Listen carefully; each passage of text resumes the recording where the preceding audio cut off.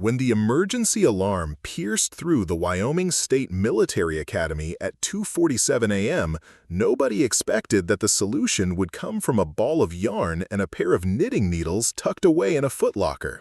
Before we jump back in, tell us where you're tuning in from. And if this story touches you, make sure you're subscribed, because tomorrow I've saved something extra special for you. The first snowfall of November had blanketed Fort Harrison Military Academy in 3 feet of pristine white powder, turning the sprawling Colorado campus into a winter wonderland that looked nothing like the harsh training ground it was designed to be. For most of the cadets in Delta Company, the snow meant one thing: their upcoming wilderness survival exercise would be even more brutal than usual. Sarah Chen had been at Fort Harrison for exactly 4 months, 2 weeks, and 3 days, not that she was counting. The 18-year-old from Portland, Oregon, had arrived with dreams of following in her grandfather's footsteps as a decorated Army officer, but those dreams were quickly being tested by the relentless pace of military academy life. Unlike her fellow cadets who spent their precious free time playing video games, working out in the gym, or huddled around their phones catching up on social media, Sarah had developed what her bunkmates considered an unusual hobby. Every evening after lights out, she would pull out a small wooden box from beneath her regulation bed sheets and carefully extract balls of yarn in various colors, along with a set of knitting needles her grandmother had given her as a going-away present. The soft clicking of the needles had initially annoyed her roommate, Jessica Martinez, a tough-as-nails cadet from Texas whose idea of relaxation involved cleaning her rifle for the 3rd time that day. But after a few weeks, even Jessica had to admit there was something oddly soothing about the rhythmic sound that helped her fall asleep faster than any white noise machine ever could. Sarah had learned to knit at age 7, sitting on her grandmother's front porch during long summer visits to the family farm in rural Oregon. What started as a way to keep restless hands busy had evolved into a genuine passion. She could create intricate patterns without looking, her fingers moving with practiced precision even in near darkness. By the time she left for the academy, Sarah had knitted everything from simple scarves to complex cable-knit sweaters, but her specialty was rope. Not the kind of rope you'd find in a hardware store, but strong, flexible cordage created from multiple strands of high-quality wool yarn, twisted and braided using techniques she'd discovered in online forums dedicated to historical textile arts. Sarah had become fascinated by the idea that before synthetic materials dominated the market, people had created incredibly durable rope from natural fibers. She'd spent countless hours perfecting her technique, testing different yarn weights and braiding patterns until she could create ropes strong enough to support significant weight. Her fellow cadets in Delta Company had varying reactions to Sarah's nocturnal hobby. Most simply ignored it, too focused on their own struggles with the demanding curriculum to care what the quiet girl from Oregon did in her spare time. Others, however, weren't as diplomatic. "Hey, Granny Chen," Marcus Thompson would call out whenever he spotted Sarah with her knitting bag. The stocky cadet from Alabama had made it his personal mission to remind everyone that Fort Harrison was a military academy, not a retirement home. His friend, Kevin Walsh from Boston, always laughed a little too loudly at Marcus's jokes. "Maybe she can knit us some nice pink booties for our next field exercise. I'm sure the enemy will be terrified of our cozy footwear." Even some of the female cadets joined in occasionally. Amanda Foster, a competitive swimmer whose athletic achievements had earned her respect throughout the company, once suggested that Sarah might be better suited for a different kind of school. "There's probably a really nice community college back home where you could major in home economics," she'd said during mess hall dinner, loud enough for half the table to hear. "I hear they have excellent knitting circles." Sarah had developed a thick skin over the years. Growing up as one of the few Asian American students in her predominantly white high school had taught her to let certain comments roll off her back. She'd learned that responding to mockery often made it worse, so she typically just smiled politely and continued with whatever she was doing. But the comments at Fort Harrison stung more than she'd expected, perhaps because she'd hoped that in an environment focused on discipline and respect, her fellow cadets would be more mature. The teasing reached its peak during a particularly difficult week in early November. Delta Company had been struggling with their latest tactical exercise, a complex urban warfare simulation that required precise coordination and split-second decision-making.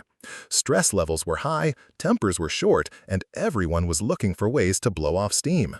It was during this tense period that Sergeant Patricia Williams, their hard-nosed drill instructor from North Carolina, decided to implement what she called personal equipment inspections. Each cadet had to lay out all their belongings for review, explaining the purpose and necessity of every item they brought to the academy. When Sarah's turn came, she methodically arranged her regulation uniforms, textbooks, toiletries, and personal items on her bunk. Everything was in perfect order according to academy standards, but when she placed her wooden knitting box on the blanket, a ripple of barely suppressed laughter went through the assembled cadets. Sergeant Williams picked up one of Sarah's completed projects, a length of braided rope about 3 feet long and roughly half an inch thick. She examined it with the same critical eye she used to inspect rifle barrels and boot polish. "Cadet Chen," Sergeant Williams said in her characteristic gravelly voice, "explain to me why you've brought craft supplies to a military academy." "Ma'am, knitting helps me manage stress and maintain focus, ma'am. The rope-making aspect also connects to historical military applications, ma'am. Before synthetic materials, natural fiber ropes were essential for military operations." The explanation was technically accurate, but it did nothing to stop the snickering from her fellow cadets. Marcus Thompson was practically vibrating with the effort of keeping his laughter contained. Sergeant Williams held up the rope and tested its flexibility. "This is your idea of military-grade equipment, cadet?" "It's stronger than it appears, ma'am. I've tested samples to support over 200 pounds without breaking." 200 pounds, Sergeant Williams repeated flatly. She handed the rope back to Sarah and moved on to the next cadet, but the damage was done. For the rest of the inspection, Sarah could hear whispered jokes and see pointing fingers directed her way. That evening in the mess hall, the knitting jokes reached new heights. Someone had started calling her Yarn Lady, and Marcus Thompson had begun an elaborate pantomime every time she saw her, pretending to knit while making exaggerated grandmotherly expressions. Even cadets who had previously been neutral or friendly started keeping their distance, apparently unwilling to be associated with what was increasingly seen as Sarah's embarrassing hobby. The situation came to a head 3 days later during their weekly physical fitness assessment. As the cadets lined up for rope climbing exercises in the gymnasium, Marcus Thompson made what he probably thought was his most clever joke yet. "Hey, Yarn Lady," he called out as Sarah approached the thick manila rope hanging from the ceiling. "Maybe you should have brought one of your homemade ropes. I bet it would hold you for at least 5 seconds before snapping like a rubber band." The comment drew laughs from several cadets, and even some who didn't laugh openly seemed to be smiling at Sarah's expense. She completed the rope climb without incident, her technique flawless as always, but the mockery continued throughout the rest of the exercise. That night, Sarah sat on her bunk with her knitting needles in hand, but for the first time since arriving at Fort Harrison, she couldn't bring herself to start a new project.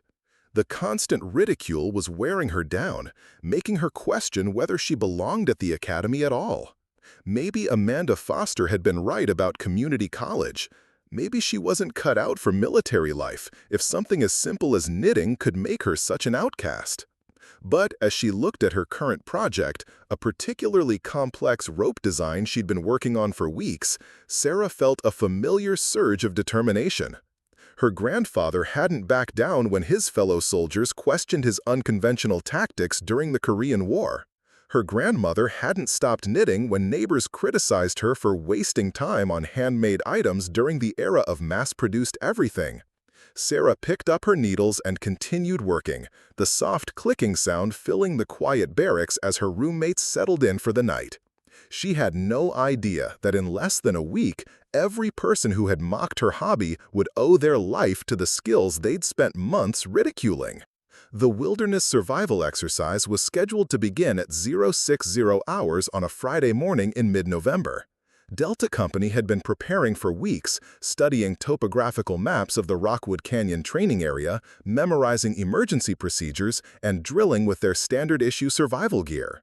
The exercise would last 72 hours, during which the cadets would be divided into teams of 8 and dropped at different locations throughout the rugged terrain. Sarah found herself assigned to Team Bravo, along with Marcus Thompson, Kevin Walsh, Amanda Foster, Jessica Martinez, and 3 other cadets she knew less well: David Park from Seattle, Lisa Reynolds from Chicago, and Tommy Rodriguez from Phoenix. The irony wasn't lost on her that she'd been grouped with some of her harshest critics, but Sarah had learned to focus on the mission rather than interpersonal drama. The night before departure, while her teammates were engaged in last-minute gear checks and nervous banter, Sarah made a decision that would prove more significant than anyone could have imagined. She carefully packed her current rope project, now nearly 20 feet of intricately braided cordage, into a waterproof stuff sack and tucked it into the bottom of her rucksack. It wasn't regulation equipment, but it also wasn't explicitly forbidden, and something told her it might prove useful. Captain Reynolds, the exercise commander, briefed all teams at 5:30 hours in the Academy's main auditorium. The weather forecast called for clear skies, but dropping temperatures, with overnight lows expected to reach 15 degrees Fahrenheit. Each team would be equipped with basic survival gear: shelter materials, water purification tablets, emergency rations for one day, first aid supplies, signaling devices, and a GPS unit for true emergencies only. "The objective is simple," Captain Reynolds explained, his voice carrying easily through the auditorium. "This is not a game. The terrain is unforgiving, and Colorado weather can turn deadly without warning. Follow your training, trust your teammates, and remember that your actions affect not just yourself, but everyone in your group." He paused, scanning the assembled cadets with the stern expression that had earned him respect throughout the Academy. Team Bravo was assigned to grid reference 847223, a location approximately 12 miles northeast of the main Academy grounds.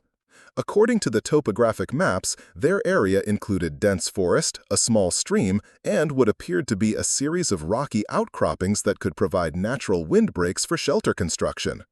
The helicopter ride to the drop zone took 25 minutes, during which Sarah watched the landscape transform from the manicured Academy grounds to increasingly wild and rugged terrain. Pine forests stretched in every direction, broken occasionally by clearings that looked impossibly small from their altitude of 2,000 feet. The pilot, a veteran of numerous training exercises, pointed out various landmarks as they flew: Rockwood Creek, Devil's Backbone Ridge, and the imposing bulk of Mount Harrison itself, rising nearly 9,000 feet above sea level. Team Bravo's drop zone was a relatively flat clearing surrounded by towering pine trees and Douglas firs. The helicopter hovered just long enough for the 8 cadets to jump down with their gear before lifting off again, leaving them alone in the vast wilderness, with nothing but the sound of wind through the trees and the distant call of a red-tailed hawk. Marcus Thompson immediately took charge, which surprised no one. Despite his tendency toward mockery, he was an effective leader with genuine tactical skills. "All right, people, first priority is shelter. We've got maybe 6 hours of decent daylight left, and the temperature's going to drop fast once the sun goes down." The team spent the first hour conducting a thorough reconnaissance of their assigned area. They located the stream marked on their maps, found several potential shelter sites, and identified sources of deadwood for fire construction. David Park, whose father was a park ranger, proved particularly valuable in assessing the local vegetation and potential hazards. "There's a lot of beetle-kill pine in this area," he explained, pointing to several dead trees with characteristic brown needles. "Good news is we'll have plenty of dry firewood. The bad news is those trees are unstable and could come down in a strong wind." Amanda Foster had taken responsibility for water procurement. The stream was running clear and fast, which was encouraging, but she knew better than to trust appearances in the wilderness. "We'll need to boil everything or use the purification tablets," she announced. "There's always a risk of giardia or other parasites, even in streams that look clean." As the afternoon progressed, Team Bravo settled into an efficient rhythm. Lisa Reynolds and Tommy Rodriguez worked together to construct a lean-to shelter using their provided materials and natural resources. Jessica Martinez and Kevin Walsh focused on fire preparation, gathering tinder and kindling while constructing a proper fire pit with stones from the stream bed. Sarah found herself assigned to food procurement, which mainly involved identifying edible plants and setting simple traps for small game. The work was physically demanding, but Sarah felt more comfortable in the wilderness than she had expected. Her childhood visits to her grandmother's farm had included plenty of outdoor activities, and she'd always been drawn to self-sufficiency skills. While her teammates focused on their assigned tasks, she quietly scouted the surrounding area, noting useful plants and natural features that might prove important later. By late afternoon, Team Bravo had established a respectable base camp. Their shelter was sturdy enough to protect all 8 team members from the elements, their fire was producing steady heat and light, and they had a reliable water source with proper purification procedures in place. Marcus Thompson allowed himself a rare moment of satisfaction as he surveyed their progress. "Not bad for the first day," he announced. "If we can maintain this level of cooperation, we should sail through this exercise without any major problems." His confidence proved premature. The first sign of trouble came just after sunset when David Park noticed that the wind was picking up significantly. What had been a gentle breeze during the day was now gusting strong enough to bend the tops of nearby trees and send their campfire sparks dancing in unpredictable directions. "This doesn't feel like a normal evening wind," David said, checking his watch. "Usually mountain breezes calm down after dark, but this is getting stronger." Lisa Reynolds, who had grown up in Chicago and was familiar with dramatic weather changes, agreed. "The temperature's dropping faster than the forecast predicted, too. I'd guess we're already down to about 25 degrees, and it's not even 8 o'clock yet." Jessica Martinez was monitoring their fire carefully, adding fuel and adjusting the arrangement of logs to maintain consistent heat. "We're going through wood faster than I expected," she reported. "The wind is making the fire burn hotter, but it's also blowing away a lot of the heat before it can warm us." As if to emphasize her point, a particularly strong gust sent a shower of sparks spiraling up into the darkness and caused their lean-to shelter to creak ominously. The team instinctively moved closer together, seeking warmth and comfort in proximity. Around 10 o'clock, the wind developed a different quality, a deep, constant moan that seemed to come from everywhere at once. Tommy Rodriguez, whose Phoenix upbringing had given him limited experience with mountain weather, looked increasingly nervous. "Is this normal for Colorado?" he asked. "It sounds like the whole forest is about to blow away." Before anyone could answer, they heard a sound that made everyone freeze. The sharp crack of breaking wood, followed by a tremendous crash that shook the ground beneath their feet. Somewhere in the darkness, a tree had fallen. "That came from upslope," Amanda Foster said, pointing toward higher ground to the west of their camp. "If trees are starting to come down, we need to be really careful about widowmakers." A widowmaker, as David Park explained to the less experienced team members, was forestry terminology for a broken tree or large branch hanging precariously overhead, ready to fall without warning and potentially kill anyone underneath. In high winds, dead or damaged trees became deadly hazards. Over the next hour, they heard 3 more trees fall in the surrounding forest. Each crash seemed closer than the last, and the team began to realize that their situation was becoming genuinely dangerous. The wind was now gusting strong enough to pick up burning embers from their fire and carry them significant distances, creating the risk of starting a wildfire even in the snowy conditions. "We need to make a decision," Marcus Thompson announced, his leadership training kicking in despite the stress of the situation. "Do we stay here and risk getting crushed by a falling tree, or do we try to move to a safer location in the dark?" It was Kevin Walsh who first noticed the orange glow on the horizon to the southwest. Guys," he said quietly, "I think we might have a bigger problem than falling trees." The entire team turned to look in the direction he was pointing. There, perhaps 3 or 4 miles away, was an unmistakable flickering light against the night sky. Even as they watched, the glow seemed to grow brighter and spread wider. "Forest fire," David Park said grimly, "and with these winds, it's going to move fast." The reality of their situation hit the team like a physical blow. They were 12 miles from the academy, surrounded by dry forest and high winds, with a wildfire approaching from the southwest. Their GPS unit was for true emergencies only, but this was rapidly becoming exactly that kind of situation. Amanda Foster was already moving toward their gear. "We need to pack up everything essential and get out of here, now." As the team scrambled to break camp in near darkness, Sarah made a mental inventory of their options. The fire appeared to be moving roughly northeast, which meant their direct route back to the academy was potentially blocked.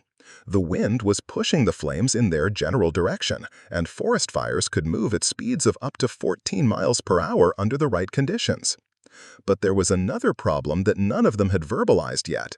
According to their topographical maps, the terrain between their current location and the academy included Rockwood Canyon, a deep gorge with steep walls that would be extremely difficult to navigate in daylight, let alone in the middle of the night with a wildfire bearing down on them. Sarah pulled out her map and studied it by flashlight while her teammates finished packing their gear. There had to be an alternative route, some way to get around the canyon without losing too much time or putting themselves directly in the path of the fire. That's when she noticed something that made her heart skip a beat.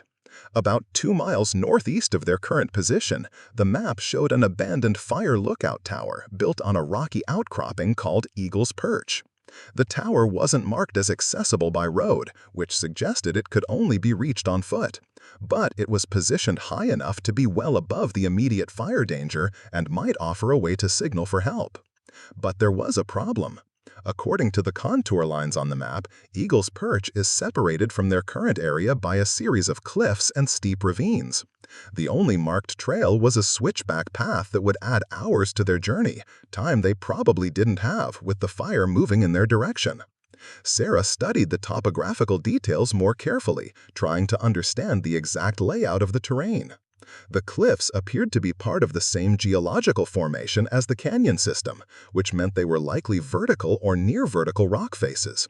In normal circumstances, such terrain would be impassable without proper climbing equipment. But Sarah Chen had spent months perfecting the art of rope making, and she had 20 feet of her strongest cordage in her pack. As her teammates finished their hurried preparations to evacuate the camp, Sarah made a decision that would either save their lives or prove to be a catastrophic mistake.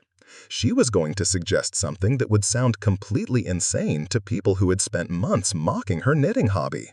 She was going to recommend that they climb down a cliff face using handmade rope. Sarah took a deep breath before approaching Marcus Thompson, who was coordinating their evacuation with military precision despite the chaos of their situation. The orange glow on the horizon had grown noticeably brighter in just the past 10 minutes, and the acrid smell of smoke was beginning to mix with the pine-scented mountain air. "Marcus, I need to show you something," Sarah said, pulling out her topographical map and flashlight. "I think I've found our best option, but you're not going to like it." Marcus paused in his inventory of their gear and joined Sarah beside a large boulder that provided some shelter from the wind. The rest of the team gathered around as she spread the map across the rock surface and illuminated it with her flashlight. "Look here," Sarah said, pointing to their current location and then tracing a path with her finger. "The fire is moving northeast, which means our direct route back to the academy is potentially blocked. The main trail around Rockwood Canyon adds at least 6 hours to our journey, maybe more in these conditions." "What's your point?" Amanda Foster asked, her voice tight with stress. Sarah moved her finger to a different spot on the map. "Eagle's Perch Fire Lookout Tower. It's elevated, defensible, and has communication equipment. But the problem is getting there." David Park leaned in closer, studying the contour lines. "Those are some serious cliffs between us and that tower. The map shows them as nearly vertical drops." "Exactly," Sarah said, "but there's a ledge system about 40 feet down from the rim. If we could get down to that level, we could traverse horizontally and reach a much easier ascent route on the far side." Kevin Walsh laughed nervously. "Are you suggesting we rappel down a cliff face in the middle of the night with a forest fire chasing us? With what equipment?" Sarah reached into her pack and pulled out the waterproof stuff sack containing her rope project. With this. The silence that followed was broken only by the wind and the distant sound of another tree crashing to the ground somewhere in the darkness. Marcus Thompson stared at the coiled rope in Sarah's hands as if she had just produced a magic wand. "You're kidding, right?" he said finally. "That's your knitting project. You want to trust our lives to something you made with yarn and knitting needles?" "It's not just yarn," Sarah replied, keeping her voice steady despite the skepticism she saw on every face around her. "It's high-tensile wool cordage, braided using traditional maritime techniques. I've tested samples to failure, and they consistently hold over 300 pounds of dead weight." Lisa Reynolds shook her head. "Even if that's true, 20 feet of rope isn't going to get us down a 40-foot cliff." "It doesn't have to," Sarah explained, uncoiling the rope to show its full length. "This is actually closer to 25 feet, and we can use standard rappelling techniques to stretch its effective range. With proper anchoring and belay methods, we can get everyone down safely." Kevin Walsh laughed nervously. "Are you suggesting we rappel down a cliff face in the middle of the night with a forest fire chasing us? With what equipment?" Sarah reached into her pack and pulled out the waterproof stuff sack containing her rope project. "With this." The silence that followed was broken only by the wind and the distant sound of another tree crashing to the ground somewhere in the darkness. Marcus Thompson stared at the coiled rope in Sarah's hands as if she had just produced a magic wand. "You're kidding, right?" he said finally. "That's your knitting project. You want to trust our lives to something you made with yarn and knitting needles?" "It's not just yarn," Sarah replied, keeping her voice steady despite the skepticism she saw on every face around her. "It's high-tensile wool cordage, braided using traditional maritime techniques. I've tested samples to failure, and they consistently hold over 300 pounds of dead weight." Lisa Reynolds shook her head. "Even if that's true, 20 feet of rope isn't going to get us down a 40-foot cliff." "It doesn't have to," Sarah explained, uncoiling the rope to show its full length. "This is actually closer to 25 feet, and we can use standard rappelling techniques to stretch its effective range. With proper anchoring and belay methods, we can get everyone down safely." Tommy Rodriguez was staring at the rope as if it might bite him. "This is insane. We're trained military cadets, not rock climbers. None of us have experience with this kind of technical climbing." "I do," Sarah said quietly. "My grandfather taught me basic mountaineering when I was 12. We spent 3 summers climbing in the Cascade Range. I know how to set anchors, manage belay systems, and execute safe rappel descents." The team exchanged glances, clearly torn between desperation and disbelief. The fire was definitely moving closer. They could now see individual flames dancing above the tree line in the distance, and the smoke was getting thick enough to make their eyes water. Jessica Martinez was the first to break the stalemate. "What other options do we have?" she asked. "If we take the long route around the canyon, there's no guarantee we'll stay ahead of the fire, and if we try to go directly toward the academy, we could walk right into the flames." Amanda Foster was studying the map now, tracing alternative routes with her finger. "The tower does make tactical sense. It's high ground with good sight lines, and if it still has working radio equipment, we could call for helicopter evacuation." David Park nodded reluctantly. "My dad always says that in wilderness emergencies, gaining elevation is usually your best bet, gets you above immediate fire danger, and gives you options." Marcus Thompson was clearly struggling with the decision. His leadership training had emphasized calculated risks and proven methods, but their current situation was rapidly moving beyond the scope of standard military procedures. The wind gusted again, strong enough to rock him back on his heels, and in the distance they could hear what sounded like a freight train, the distinctive roar of a major forest fire consuming everything in its path. "Show me exactly how this rope system would work," he said finally. Sarah moved to a nearby pine tree with a trunk thick enough to serve as a natural anchor point. We wrap the rope around this tree using a friction hitch that distributes the load evenly. Each person rappels down using a figure-8 descender improvised from their carabiner and harness hardware. The last person down uses a retrievable anchor system so we can pull the rope down after us. She demonstrated the knots and rigging techniques with practiced efficiency. Her hands felt solid in her grip, with none of the stretch or weakness she might have expected from conventional yarn.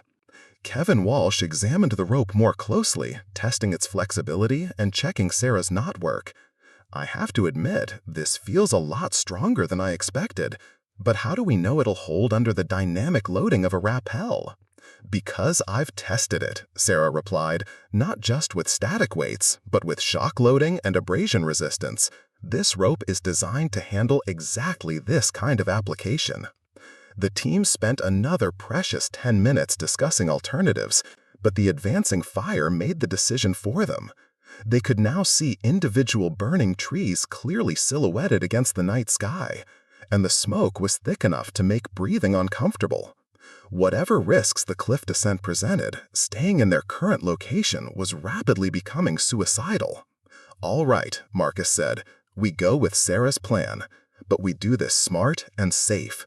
Nobody moves until we've triple-checked every piece of gear and every knot." The next hour became a masterclass in emergency improvisation and teamwork under extreme pressure.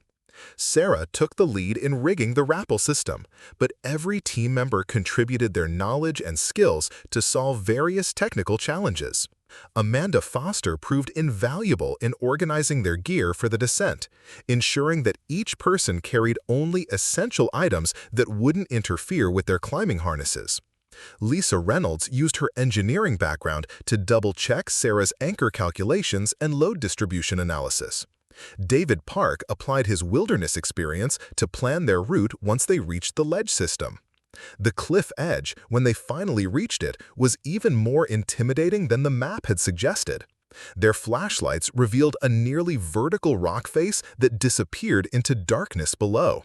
The wind was stronger here on the exposed ridge, gusting hard enough to make standing near the edge genuinely dangerous.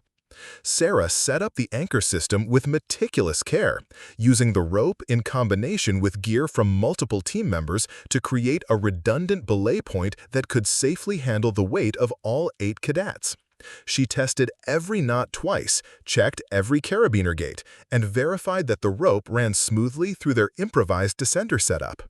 "Remember," she called out over the wind as her teammates prepared for the descent, "maintain 3 points of contact with the rock face at all times. Control your descent speed with your brake hand, and don't look down unless you absolutely have to. The ledge is only 40 feet below us, but it's going to feel like a lot more in the dark." Tommy Rodriguez went first, his descent carefully managed by Sarah operating the belay from above. Despite his earlier skepticism, he moved down the cliff face with steady confidence, calling out updates as he progressed. 10 feet down, ropes running smooth. 20 feet, I can feel the wind less down here. 30 feet, I think I see the ledge. His voice carried up from below a few minutes later. "I'm down. The ledge is solid, maybe 6 feet wide. There's good anchor points for the next person." One by one, the team made the descent. Jessica Martinez moved with the fluid grace of a natural athlete, making the rappel look almost easy. David Park took his time, carefully testing each foot placement and handhold as he worked his way down. Kevin Walsh struggled more with the exposure, but Sarah's coaching and encouragement helped him maintain his composure. Amanda Foster surprised everyone with her technical skill, asking detailed questions about rope management and belay techniques as she prepared for her descent.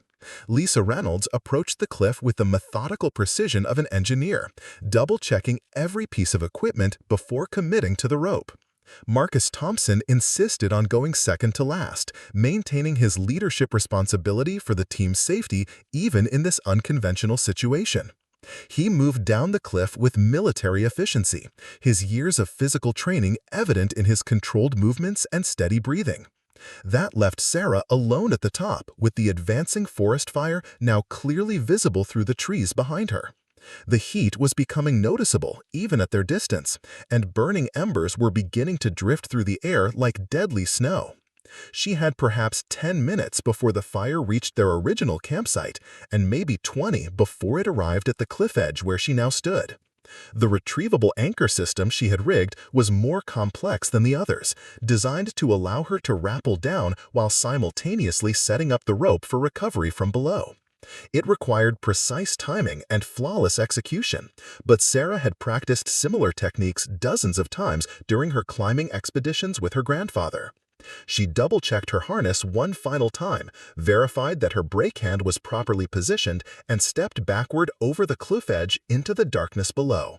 The rope held perfectly, its braided wool construction providing exactly the right combination of strength and flexibility for the descent. Halfway down, Sarah paused to look back up at the cliff rim.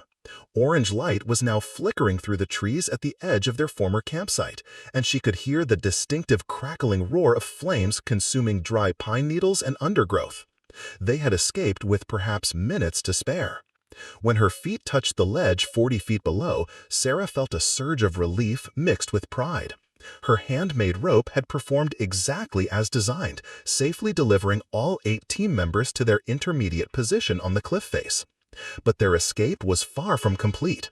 They still had to traverse the ledge system to reach the easier ascent route, and the fire was still spreading through the forest above them. Marcus Thompson greeted her with something approaching respect for the first time since she'd arrived at Fort Harrison Academy. "I owe you an apology," he said simply. "That was some of the most professional rigging work I've ever seen." Sarah nodded her acknowledgement, but was already focused on their next challenge. The ledge was indeed solid and wide enough for safe movement, but it stretched for nearly half a mile before reaching the point where they could climb back up to the main ridge. And somewhere along that traverse, they would need to deal with additional obstacles that hadn't been visible from above. As she coiled her precious rope and prepared for the next phase of their escape, Sarah couldn't help but think about all the times her fellow cadets had mocked her knitting hobby. None of them were laughing now. The ledge system proved to be both a blessing and a curse. While it provided safe passage away from the cliff face they had just descended, the rocky pathway was far from the smooth traverse Sarah had hoped for based on the topographical map. Ancient geological forces had carved the mountainside into a series of narrow shelves separated by gaps, loose rock sections, and areas where the ledge narrowed to barely 2 feet in width. The team moved in single file, with David Park taking the lead due to his wilderness navigation experience. Each person maintained contact with the person ahead through a buddy rope system improvised from their remaining gear. The technique wasn't standard military procedure, but it provided crucial safety for movement across treacherous terrain in near-total darkness. Behind them, the forest fire had reached the cliff rim with terrifying speed. The entire ridge was now silhouetted against a wall of orange flame that reached hundreds of feet into the night sky. Burning debris rained down around them, glowing pine needles, chunks of bark, and occasional larger pieces that hissed and steamed when they struck the damp rock of the ledge. "The fire's moving faster than I expected," Amanda Foster called out, her voice barely audible over the roar of flames and wind. "We need to pick up the pace." Tommy Rodriguez, who was struggling with the exposure more than the others, shook his head grimly. "Any faster and someone's going to slip. This rock is loose as hell, and we can't see more than 10 feet ahead." As if to emphasize his point, a section of ledge gave way under Kevin Walsh's foot, sending a cascade of stones rattling into the darkness below. Kevin pressed himself against the cliff, breathing hard as he regained his composure. "That's at least 100-foot drop," he said shakily, "maybe more." Sarah, who was positioned in the middle of their formation, called out navigation advice based on her study of the topographical map. According to the contours, this ledge system should start widening about halfway to our exit point. We're maybe a quarter of the way there now. The next obstacle appeared without warning, as David Park's flashlight suddenly revealed empty space ahead. What had looked like a continuous ledge on the map was actually interrupted by a gap approximately 8 feet wide, where some ancient rockfall had taken out a section of the natural pathway. "Dead end," David announced, his disappointment evident. "The gap's too wide to jump, especially with full packs and in these conditions." The team bunched up behind him, everyone peering across the chasm with their flashlights. The far side of the gap showed solid rock and what appeared to be an even wider ledge, but the distance was daunting under their current circumstances. Marcus Thompson studied the situation with tactical precision. Options. What are our options here? Lisa Reynolds was examining the rock formation above and below their position. We could try to climb up about 20 feet and see if there's a way around the gap at the next level, or go down and look for another ledge. Both of those options cost us time we don't have, Jessica Martinez pointed out. Look behind us. Everyone turned to see that the fire had advanced significantly just in the few minutes they had been stopped. Individual burning trees were now toppling off the cliff edge above them, creating spectacular but terrifying displays as they tumbled into the canyon below. Sarah was studying the gap more carefully, estimating distances and angles. "We could pendulum across," she said finally. "What?" Tommy Rodriguez asked. Pendulum traverse. It's a rock climbing technique for crossing gaps that are too wide to jump but not wide enough to justify a full rappel setup. You anchor the rope above the gap, swing across like a pendulum, and the person on the far side sets up a belay for the next person. Amanda Foster was skeptical. Do we have enough rope for that? And what about anchor points? Sarah was already examining the rock formation above their heads. There's a solid crack system about 15 feet up that should take good protection, and my rope is just long enough to reach across with some margin for safety. The plan that emerged was audacious but technically sound. Sarah would climb up to the crack system, set an anchor using improvised protection, and make the first pendulum crossing. Once established on the far side, she could help each team member make the traverse in sequence. The climbing proved more challenging than expected. The rock was solid granite, which was good for anchor placement, but the handholds were small and widely spaced. Sarah's rock climbing experience served her well, but the exposure was nerve-wracking, with the forest fire providing dramatic backlighting for her ascent. "Remember," she called down to her teammates as she worked her way up the cliff face, "this isn't about speed, it's about precision and safety. We get everyone across or nobody goes." Setting the anchor required all of Sarah's technical knowledge. The crack system was good, but she had to use a combination of natural features and improvised protection to create a bomb-proof anchor point. She tested the system multiple times, applying body weight and shock loads to verify its integrity before committing to the pendulum traverse. The first swing across the gap was both exhilarating and terrifying. Sarah launched herself from the ledge with enough momentum to carry her across the 8-foot gap, but the pendulum motion meant she had to time her landing perfectly to avoid slamming into the far wall of the canyon. She landed hard but safely on the opposite ledge, immediately setting up a belay system to assist the next person across. The technique required each team member to climb up to the anchor point, clip into the pendulum system, and make their own swing across the gap. David Park went next, his wilderness experience making him comfortable with the unconventional crossing method. He made the traverse look almost routine, landing with cat-like balance on the far ledge. Amanda Foster approached the pendulum with analytical precision, calculating angles and momentum as if she were solving an engineering problem.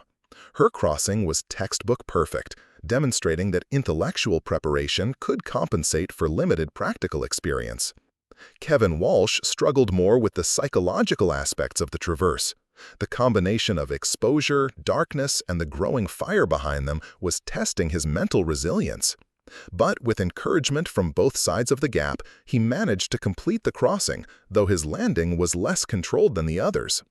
Jessica Martinez attacked the pendulum with athletic aggression, launching herself across the gap with enough force to overshoot her intended landing zone. Quick reflexes and Sarah's belay system prevented disaster, but the incident reminded everyone how quickly things could go wrong. Lisa Reynolds made the crossing with methodical precision, double-checking every piece of equipment before committing to the swing. Her engineering background showed in her systematic approach to what was essentially a complex mechanical problem. Tommy Rodriguez was clearly terrified, but determined not to let his fear endanger the team. His crossing was slow and careful, with multiple rest stops on the anchor side before he finally worked up the courage to launch. When he landed safely, the relief was visible on every face. That left Marcus Thompson alone on the far side of the gap, with the forest fire now close enough that individual flames were visible through the trees behind him.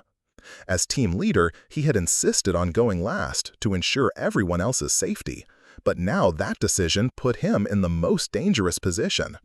The anchor retrieval system Sarah had rigged allowed Marcus to make the traverse while simultaneously releasing the rope for recovery. It was a complex maneuver that required precise timing and flawless execution, but Marcus approached it with the same military discipline he brought to everything else. His pendulum across the gap was picture-perfect, landing exactly where Sarah had positioned herself to catch him. As soon as his feet touched the ledge, Sarah triggered the retrieval system, and our precious rope came sliding across the gap to safety just as burning debris began falling more heavily from the cliff above. "That was too close," Marcus said, breathing hard as he helped Sarah coil the rope. "How much further to the exit point?" Sarah consulted her map and estimated their progress. "Maybe half a mile along this ledge system, then we should reach a gully that'll take us back up to the main ridge. From there, it's another mile to Eagle's Perch." The team resumed their traverse with renewed urgency.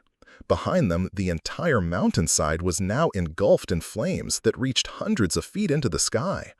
The heat was becoming noticeable even at their distance, and the air was thick with smoke that made breathing increasingly difficult. But their confidence was growing with each obstacle overcome. Sarah's rope had performed flawlessly through 2 complex technical operations, and the team was beginning to function with the kind of seamless coordination that marked elite military units. Even Tommy Rodriguez, who had struggled most with the technical climbing, was moving with increasing sureness across the treacherous ledges. The next major challenge appeared as they rounded a corner in the cliff face, and David Park's flashlight revealed that the ledge ahead had been completely destroyed by a recent rockfall.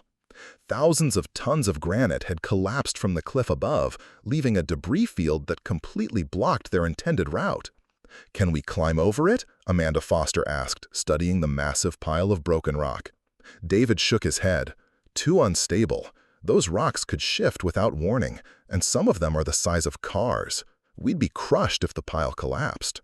"What about going around?" Lisa Reynolds suggested. "Maybe there's another ledge system at a different level." Sarah was already thinking about alternatives, her mind racing through the possibilities. "There might be another option," she said slowly. "Look at how this debris field is positioned." She pointed her flashlight at the rockfall, illuminating the way the fallen stones had created a natural bridge across a narrow section of the canyon. It wasn't a route anyone would choose under normal circumstances, but their current situation is far from normal. "You want us to cross on top of an unstable rockfall?" Kevin Walsh asked incredulously. "Not on top," Sarah replied. "Underneath. There are gaps between the larger rocks that might be big enough to crawl through.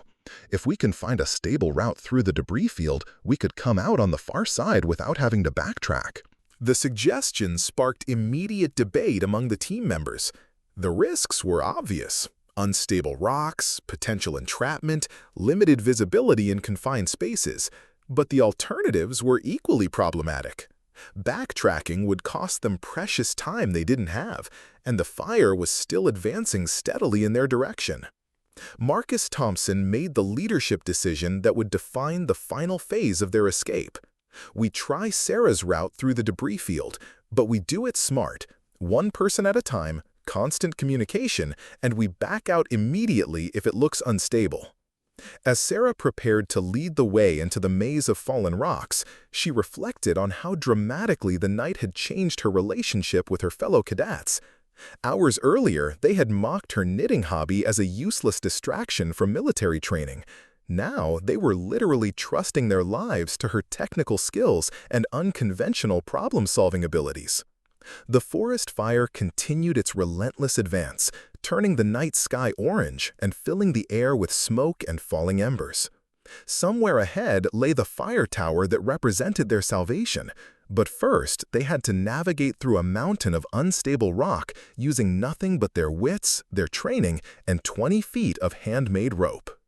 The entrance to the rockfall maze was a triangular opening between 2 massive granite boulders, each the size of a small building.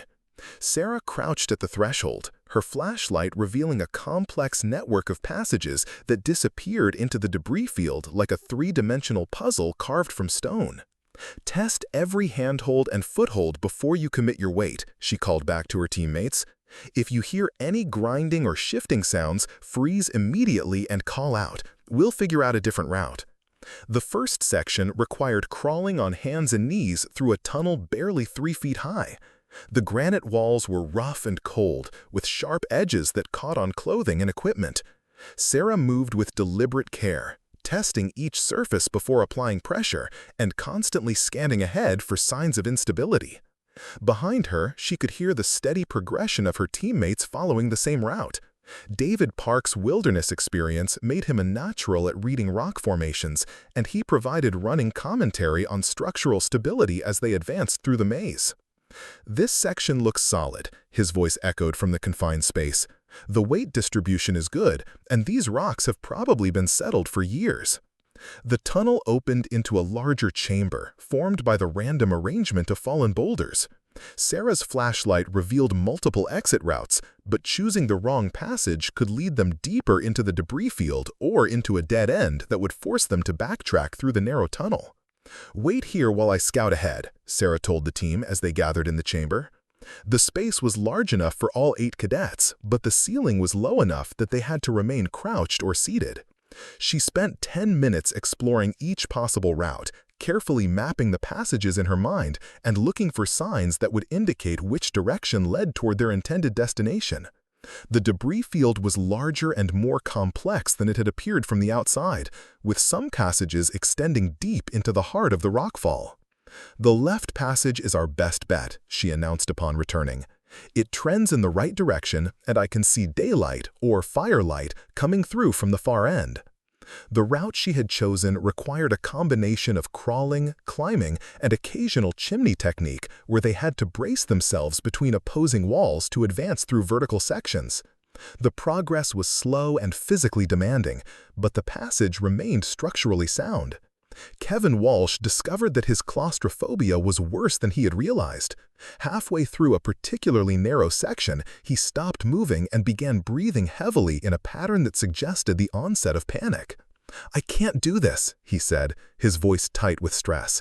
"The walls are closing in. I need to get out of here."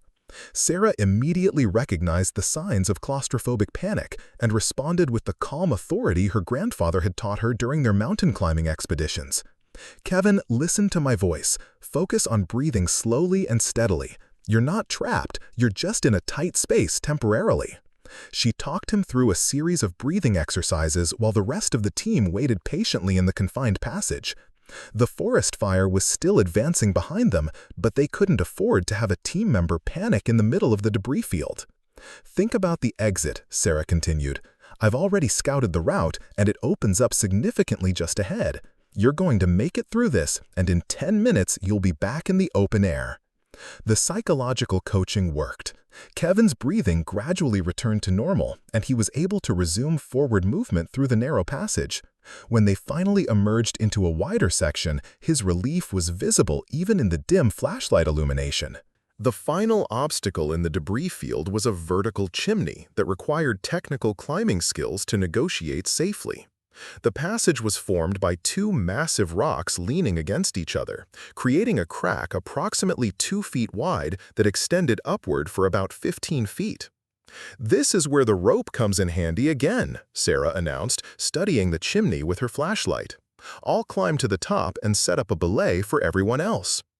The chimney climbing technique involved bracing her back against one wall while pushing with her feet against the opposite wall, inching upward through a combination of pressure and friction.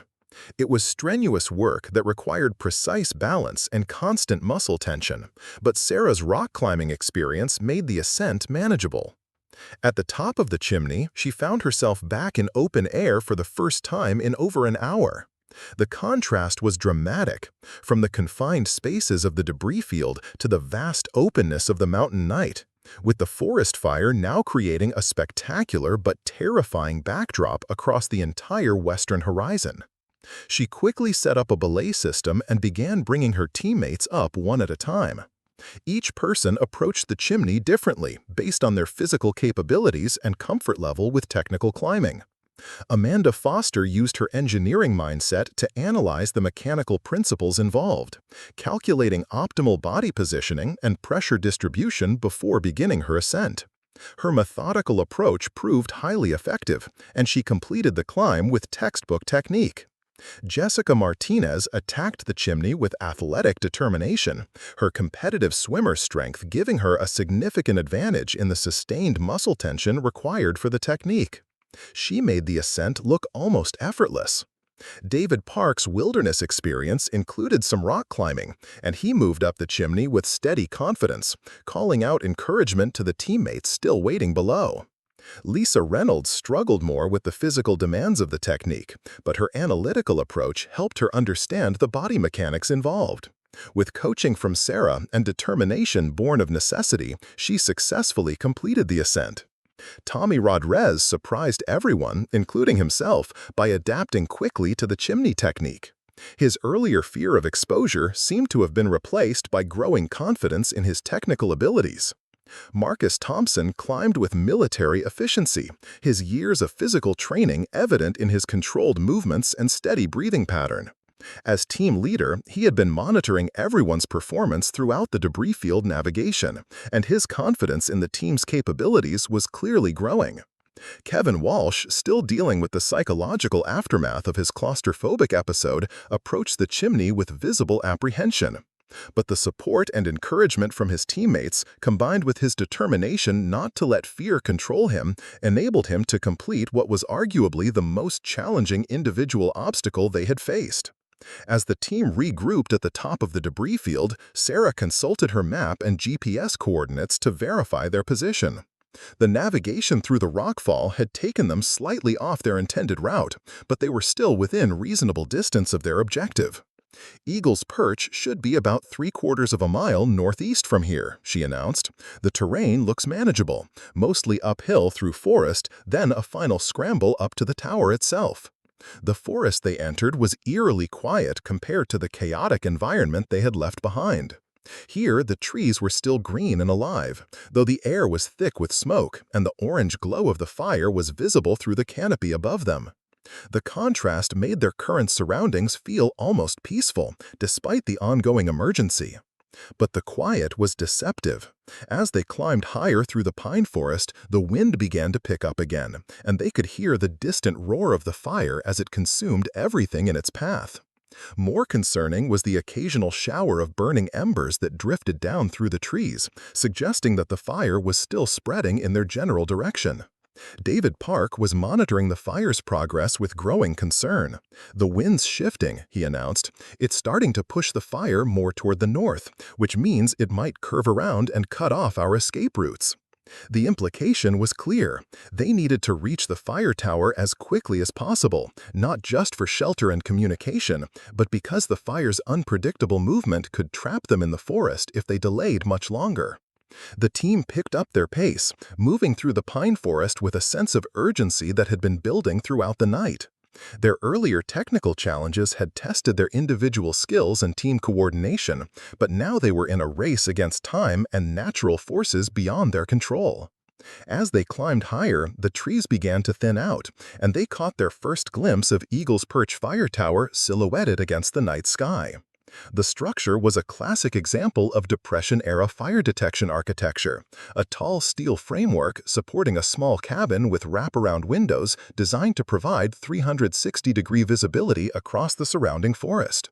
"There it is," Amanda Foster said with obvious relief. "It looks like it's still intact."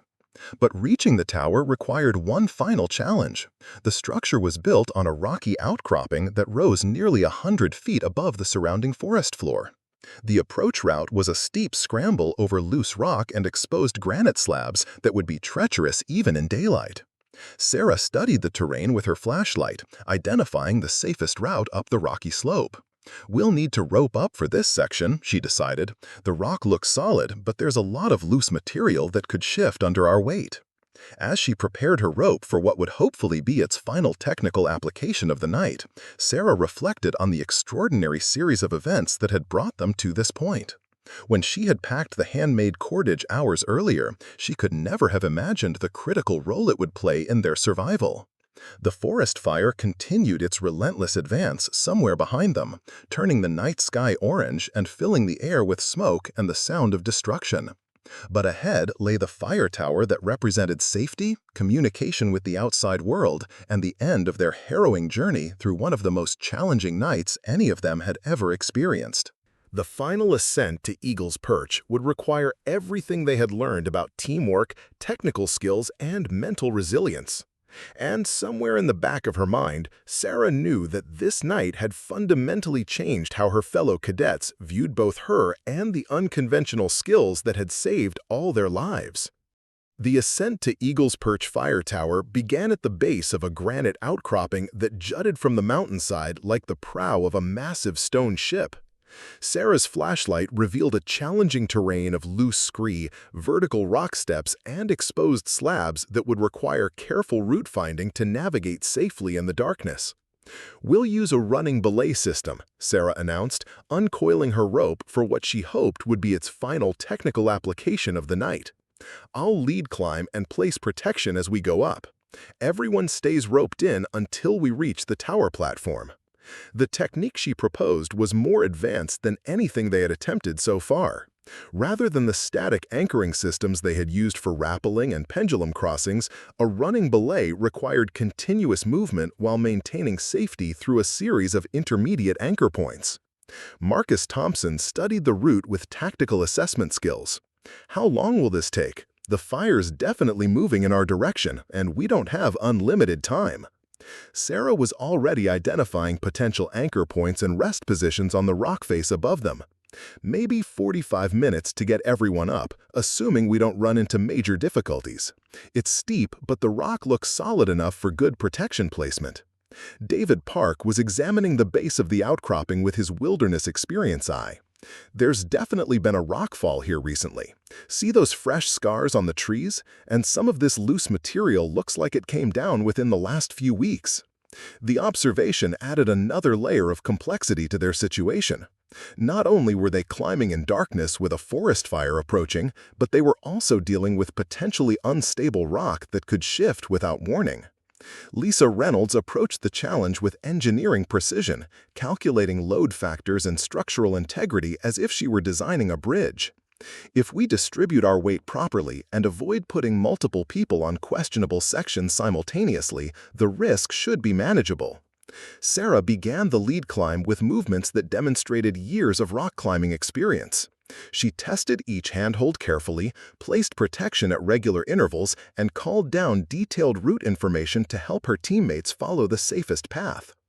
"Good handholds here at about 15 feet, her voice carried down from the darkness above. "Watch out for loose rock on the left side. There's a solid belay stance at 30 feet where we can regroup." The first section proved more challenging than expected. What had looked like solid granite from below turned out to include sections of fractured rock that required careful navigation. Sarah had to modify her planned route twice to avoid areas where the rock quality was questionable. Amanda Foster went next, her analytical approach serving her well as she carefully replicated Sarah's movements. She paused frequently to examine the rock structure, building her understanding of the geological formation as she climbed. "This granite has some interesting fracture patterns," she called out as she worked her way up the rock face. "Looks like there might have been some recent seismic activity that created these stress cracks." Jessica Martinez followed with the fluid athleticism that characterized all her physical activities. Her competitive swimming background had given her excellent upper body strength and kinesthetic awareness, making her a natural climber despite limited technical experience. The fourth person up was David Park, whose wilderness experience included enough rock climbing to make him comfortable with the exposure and technical requirements. He moved steadily and efficiently, occasionally pointing out features of interest to the teammates still waiting below. Kevin Walsh approached the climb with visible apprehension, his earlier claustrophobic episodes still affecting his confidence. But the support system Sarah had established, combined with his determination not to let fear control him again, enabled him to tackle the rock face with steady resolve. "Take your time," Sarah called down encouragingly. "There's no rush on this section. Focus on 3 points of contact and trust your gear." Lisa Reynolds brought her methodical engineering approach to the climb, treating each move as a problem to be solved through careful analysis. Her progress was slower than the more athletic team members, but her technique was solid and her route-finding decisions were excellent.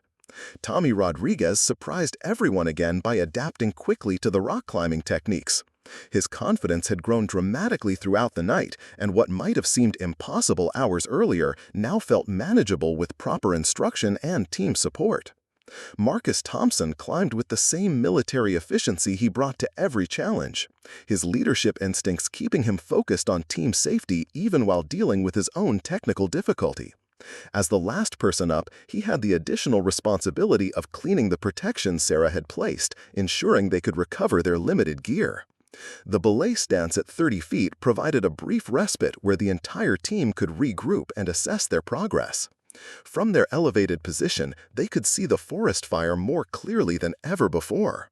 What had been isolated flames hours earlier had now merged into a continuous wall of orange light that stretched across the entire western horizon.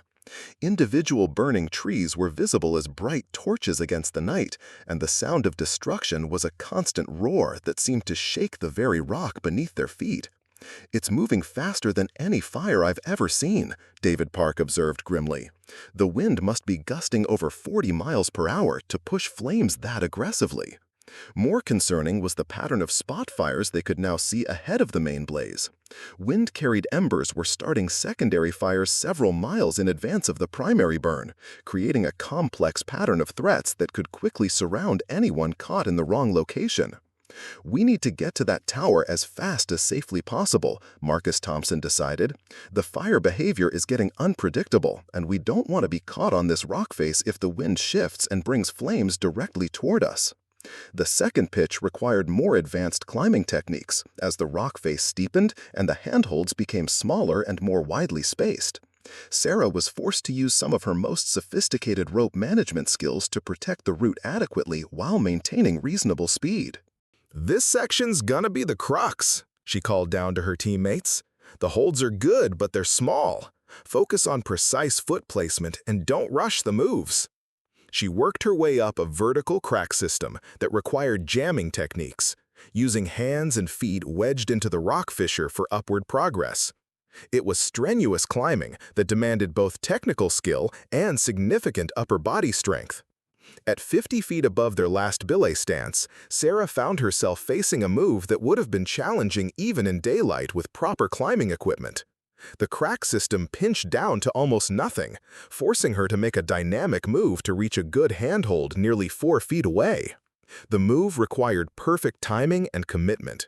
Sarah positioned herself carefully, visualized the sequence multiple times, and then executed the dynamic lunge with the precision of someone who had made similar moves hundreds of times before. Her fingers locked onto the target hold, and she quickly established a secure position before placing protection and calling down to her teammates. That move's mandatory for everyone. It's a long reach, but the hold is bomber once you get there. One by one, the team members worked through the challenging sequence. Some found the move easier than others based on their height and reach, but everyone managed to complete it safely with Sarah's detailed coaching from above. As they gained elevation, the view of the surrounding landscape became both spectacular and terrifying. The forest fire had transformed the entire western slope of the mountain range into a hellscape of flame and smoke. But more immediately concerning were the spot fires that were now appearing much closer to their position. "There's fire on the north ridge," Amanda Foster pointed out, her voice tight with concern. "That's maybe 2 miles from here, and it's definitely moving in our direction." The observation added urgency to their final push toward the tower. They were now racing not just against the main fire behind them, but against the advancing spot fires that threatened to cut off their escape routes entirely. The final section of the climb required negotiating a series of rocky steps and ledges that led directly to the tower platform. The angle was less steep than the technical climbing they had just completed, but the rock was loose and unstable in many places. Sarah established a tight belay system that allowed the entire team to move together while maintaining safety through the rope connection. It was complex rope management that required constant communication and precise coordination among all 8 team members. "Watch the loose rock on your right," Sarah called out as David Park worked his way up a particularly unstable section. "There's a better route about 3 feet to the left." The sound of the approaching fire was now loud enough to interfere with communication. The constant roar of flames consuming dry forest, combined with the crash of falling trees and the whistle of superheated wind, created a cacophony that made shouted instructions difficult to hear. But the team had developed an effective communication system throughout their night of technical challenges. Hand signals, rope tugs, and abbreviated verbal cues allowed them to maintain coordination even in the increasingly chaotic environment. As they neared the tower platform, Sarah felt a surge of relief mixed with exhaustion. Her handmade rope had performed flawlessly through multiple complex technical applications, far exceeding what anyone could have reasonably expected from a knitting project created in a military academy dormitory. The final moves brought them onto the wooden platform that surrounded the base of the fire tower structure. After hours of precarious movement across cliff faces, through debris fields, and up steep rock, the solid wooden deck felt luxuriously stable beneath their feet. But their relief was tempered by the realization that reaching the tower was only the beginning of the next phase of their survival challenge. They still needed to access the tower cabin, establish communication with the outside world, and hope that rescue could reach them before the advancing fires made helicopter evacuation impossible. Sarah coiled her precious rope one final time as her teammates explored the tower platform and tried to determine how to access the cabin 30 feet above them. The night had tested every skill any of them possessed, but it had also revealed capabilities none of them had known they had. As the forest fire continued its relentless advance toward Eagle's Perch, painting the entire sky orange with reflected flames, Sarah Chen knew that this night would be remembered for the rest of their lives. Not just as a survival story, but as the night when a knitting hobby proved that unconventional skills could save lives in the most desperate circumstances. The fire tower platform felt solid and reassuring after hours of precarious movement across unstable terrain. But their celebration was short-lived. Above them, the tower cabin remained tantalizingly out of reach, accessible only by a vertical ladder that disappeared into the darkness 30 feet overhead. Marcus Thompson examined the ladder structure with his flashlight, checking for obvious signs of damage or deterioration.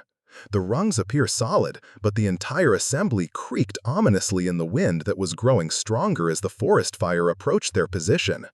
"The ladder looks functional," he announced, "but it's been exposed to weather for years. We'll need to test each rung before putting full weight on it." Sarah was studying the tower's construction with interest. Depression-era fire towers were built to withstand extreme weather conditions, but decades of abandonment had taken their toll. Rust stains marked several connection points, and some of the steel framework showed signs of metal fatigue. "I'll go first," she volunteered, adding her rope to the safety equation. "If the ladder fails, at least we'll have a belay system to prevent anyone from falling the full distance." David Park was monitoring the fire's advance with growing concern. The main blaze was now close enough that individual flames were visible through the trees below their position, and the heat was becoming noticeable even at their elevation. More concerning were the spot fires that had appeared on multiple ridges surrounding Eagle's Perch. "We've got maybe 20 minutes before this area becomes untenable," he estimated. "The fire's moving upslope faster than I've ever seen, and those spot fires are going to merge with the main burn soon." Sarah began her ascent of the tower ladder with careful deliberation. Each rung required testing before she committed her full weight, and several proved to be loose or corroded enough to be dangerous. But the basic structure remained sound, and her rock climbing experience made the vertical ascent manageable despite the challenging conditions. The tower cabin, when she finally reached it, was a time capsule from an earlier era of forest management. The windows provided 360-degree visibility across the surrounding mountains, and the interior contained the original fire detection equipment along with more modern radio communication gear that had been installed during renovation efforts in the 1990s. "Radio equipment looks functional," Sarah called down to her teammates. "There's power from solar panels, and I can see antenna arrays on the roof." She quickly established a belay system that would allow her teammates to ascend safely even if the ladder continued to deteriorate. The rope work required creativity, using the tower's steel framework as anchor points and creating a backup system that could catch anyone who fell. Amanda Foster came up next, her engineering background making her immediately interested in the tower's construction and the communication equipment. She began examining the radio gear with systematic precision, identifying the various components and their functions. "This is a repeater system," she explained as other team members joined them in the cabin. "It can boost our signal and connect us to the regional emergency communication network. But we need to figure out the proper frequencies and call signs." Jessica Martinez reached the cabin and immediately moved to the windows to assess their tactical situation. What she saw was both spectacular and terrifying. A 360-degree view of forest fires that now surrounded Eagle's Perch on 3 sides, with only the eastern approach still clear of flames. "We're basically on an island," she reported grimly. "Fire to the west, north, and south. The only escape route is east, but that leads deeper into the wilderness." Kevin Walsh arrived in the cabin still shaken from his earlier claustrophobic episode, but the open space and panoramic windows helped him regain his psychological equilibrium. He immediately began exploring the historical artifacts and equipment that previous tower operators had left behind. Lisa Reynolds brought her analytical skills to bear on their communication challenge. She studied the radio equipment manuals and began working through the technical requirements for establishing contact with emergency services. "We need to transmit on the emergency frequency," she determined after consulting several reference documents. 142.175 MHz should connect us directly to the Regional Fire Command Center. David Park reached the cabin and immediately focused on fire behavior assessment from their elevated vantage point. His wilderness experience included some firefighting training, and he could read the patterns of flame movement and wind direction better than anyone else on the team. "The main fire is moving upwards at about 15 miles per hour, he calculated. "At that rate, it'll reach the base of this tower in maybe 15 minutes. After that, we're going to be surrounded by a crown fire that could reach temperatures over 2,000 degrees. Tommy Rodriguez was the 7th person to reach the cabin, his confidence now fully restored after the night's succession of challenges. He took responsibility for organizing their remaining gear and ensuring everyone had access to water and emergency rations. Marcus Thompson arrived last, having ensured that all his teammates reached safety before attending to his own ascent. As team leader, he immediately took charge of their communication efforts and emergency planning. "Foster, get that radio working. Park, keep monitoring the fire behavior and give us updates on timing. Everyone else, prepare for potential helicopter evacuation. That's our only way out of here now." Amanda Foster's engineering expertise proved crucial in getting the radio system operational. The equipment was more complex than standard military communication gear, with multiple frequency options and signal routing capabilities that required careful configuration. After 10 minutes of systematic troubleshooting, she successfully established contact with the Regional Emergency Coordination Center. The response was immediate and professional, but the news was sobering. "Eagle's Perch Fire Tower, this is Sierra Command. We have your position and understand you have 8 personnel requiring immediate evacuation. Be advised that helicopter operations are currently suspended due to extreme wind conditions and fire behavior." Marcus Thompson took over the radio communication, his military training evident in his clear and concise reporting. "Sierra Command, this is Cadet Marcus Thompson, Fort Harrison Academy. We're military personnel conducting survival training when overtaken by rapidly advancing wildfire. The current position is secure, but will become untenable within minutes as fire reaches the tower base." The response came quickly. "Fort Harrison Cadet Thompson, we're tracking your situation on thermal imaging. Fire is advancing on 3 sides of your position. Helicopter evacuation is not possible at this time due to extreme downdrafts and visibility conditions. You need to prepare for extended shelter in place." The implications were sobering. They were stranded on a fire tower, surrounded by advancing flames with no immediate prospect of rescue.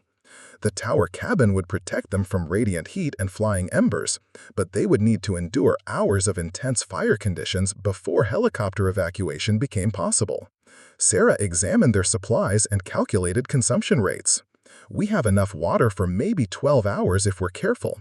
Food isn't an issue for that time frame, but staying hydrated is going to be critical with the heat and smoke exposure we're facing. David Park continued monitoring fire behavior from the tower windows. The main burn is reaching the base of our outcropping now. We're about to be completely surrounded by an active flame.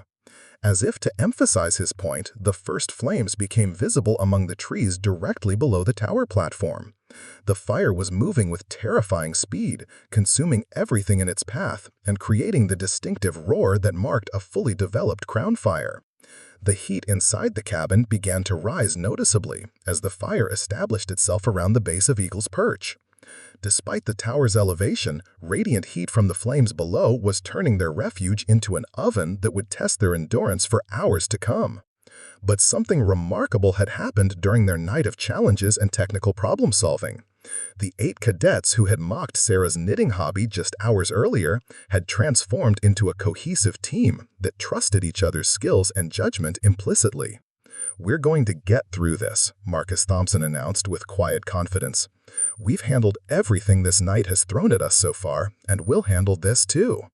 Amanda Foster was monitoring multiple radio frequencies, maintaining contact with emergency services, and coordinating with Fire Command on evacuation timing.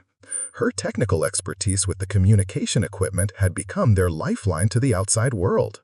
Jessica Martinez organized their defense against heat and smoke using equipment from their packs and materials found in the cabin to seal gaps and create better ventilation. Her competitive athlete's mindset treated their survival challenge as a problem to be solved through determination and teamwork. Kevin Walsh surprised everyone by taking charge of morale management, using humor and encouragement to help everyone cope with the psychological stress of being surrounded by raging wildfire. His earlier fear had been replaced by a determination to support his teammates. Lisa Reynolds applied her engineering background to optimizing their resource consumption and environmental management inside the cabin. She calculated heat transfer rates, air circulation patterns, and consumption schedules with systematic precision. David Park became their fire behavior specialist, providing constant updates on flame movement and intensity that helped them prepare for changing conditions. His wilderness experience was invaluable in predicting how long they would need to endure the worst conditions. Tommy Rodriguez managed their physical comfort, rationing water and food while ensuring everyone remained as comfortable as possible in the increasingly difficult environment. His organizational skills kept their limited resources properly distributed. And Sarah Chen, whose handmade rope had made their escape possible, found herself recognized as the technical expert whose unconventional skills had saved 8 lives. The same teammates who had called her Yarn Lady and Granny Chen now looked to her for leadership in technical problem-solving. As the forest fire raged around Eagle's Perch throughout the remaining hours of darkness, the 8 cadets waited for dawn and the possibility of helicopter rescue. They had survived one of the most challenging nights any of them had ever experienced, proving that expertise could come from unconventional sources and that survival often depended on skills that didn't appear in any military manual. When the rescue helicopters finally arrived at first light, they found 8 cadets who had been transformed by their experience. They had learned that teamwork meant recognizing and utilizing every team member's unique capabilities, regardless of how unconventional those skills might appear. And in her footlocker back at Fort Harrison Academy, Sarah Chen still kept her knitting needles and balls of yarn. But now, instead of mockery, her hobby earned genuine respect from cadets who understood that survival skills could come from the most unexpected sources. The rope that had saved their lives was carefully preserved as a reminder that innovation and traditional crafts could combine to solve problems that high-tech equipment couldn't address. And sometimes the difference between life and death came down to 20 feet of handmade cordage and the knowledge of how to use it properly. The hours that followed tested every aspect of their newfound unity. As the forest fire established itself in a perfect circle around Eagle's Perch, the temperature inside the cabin climbed steadily despite their elevation. Amanda Foster's monitoring equipment showed external temperatures reaching over 1,800 degrees Fahrenheit at ground level, while the cabin interior climbed to a stifling 110 degrees. "We need to create better airflow," Lisa Reynolds determined, studying the cabin's ventilation system. "The original design included natural convection cooling, but we need to optimize it for these extreme conditions." Working together, they reconfigured the cabin's ventilation using techniques that combined Lisa's engineering knowledge with improvised solutions from their military training.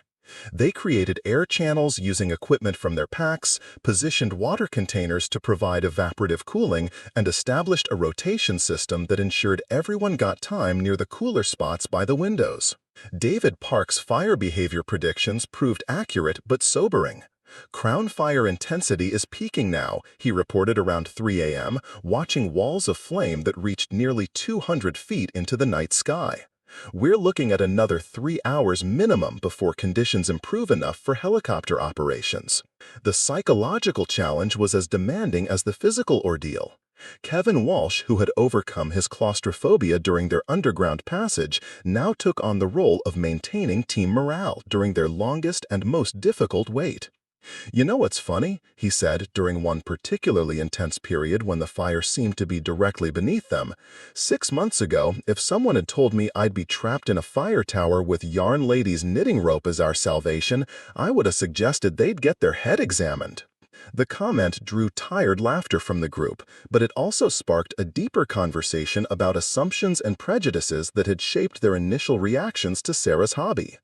"I owe you more than an apology," Marcus Thompson said, addressing Sarah directly.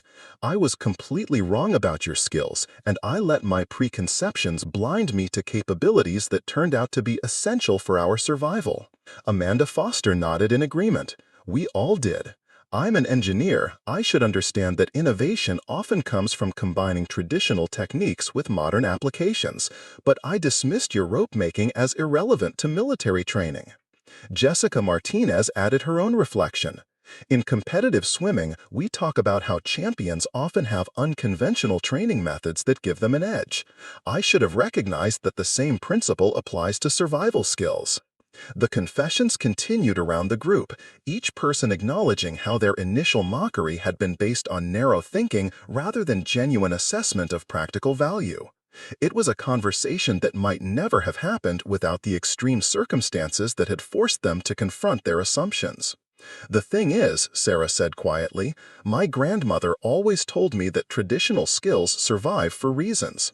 People kept making rope by hand for thousands of years because it worked, even when manufactured alternatives became available. Sometimes the old ways are the best ways, especially in situations where you can't rely on industrial supply chains." Tommy Rodriguez, who had been listening thoughtfully, brought up another dimension of their experience. "What strikes me is how many problems we solve tonight using techniques that aren't taught in any military manual. The pendulum crossing, the debris field navigation, the improvised climbing protection, none of that was standard procedure." David Park agreed. "Wilderness survival often requires adapting techniques from completely different fields: rock climbing, maritime skills, even textile arts like Sarah's rope making. The key is being open to learning from any source that might prove useful." As dawn approached, their radio communications with Sierra Command became more frequent and detailed. Amanda Foster had established herself as their primary communication specialist, coordinating with multiple agencies involved in the rescue operation. "Fort Harrison Cadets, this is Sierra Command with weather update," came the transmission around 5 a.m. "Wind speeds are decreasing and visibility is improving in your sector. We're preparing helicopter assets for a possible evacuation window at approximately 0630 hours." The news brought a surge of relief, but they knew they weren't safe yet. Helicopter operations near active forest fires require precise timing and favorable conditions that could change rapidly. Lisa Reynolds was monitoring structural stress on the tower itself, which had been subjected to hours of extreme heat and wind loading. "The steel framework is expanding from thermal stress," she reported. Nothing dangerous yet, but we're definitely pushing the limits of what this structure was designed to handle. The tower had indeed been tested beyond its original specifications. Built in the 1930s as a fire detection platform, it was designed to withstand normal weather extremes but had never been intended to serve as a refuge in the middle of a major wildfire. Temperatures starting to drop, David Park announced around 5:30 a.m. The main fire intensity is decreasing as it consumes available fuel. We might actually be through the worst of it. The first helicopter appeared on the horizon at exactly 6:15 a.m., a massive Chinook transport aircraft that had been specially configured for mountain rescue operations. The pilot's voice came through their radio with welcome authority. "Eagles Perch Tower, this is Rescue 7-2. We have visual contact and are assessing landing conditions. The area around your tower is still too hot for direct approach, but we can execute a hover extraction if you have rappelling capabilities." Marcus Thompson smiled grimly as he responded, "Rescue 7-2, we have extensive rappelling experience and all necessary equipment.